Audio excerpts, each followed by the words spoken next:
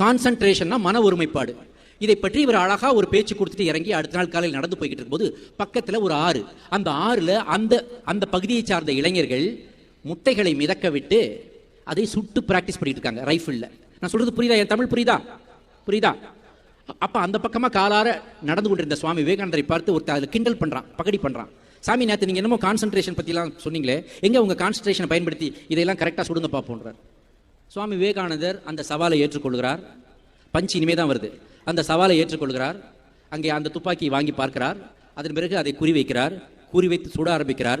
அந்த 12 முட்டையையும் வரிசையாக சுடுகிறார் சுவாமி விவேகானந்தர். அதுவும் அந்த முட்டைகள் மூவிங் முட்டைகள், நம்ம கணக்கில் வாங்குற மார்க் தான் அது.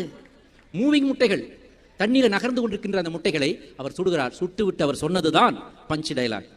This is the first time I ever touch a rifle. என் வாழ்க்கையில் இதுதான் முதலாக துப்பாக்கியை தொடுகிறேன் என்று சொன்னார். அவர்தான் சுவாமி விவேகானந்தர்.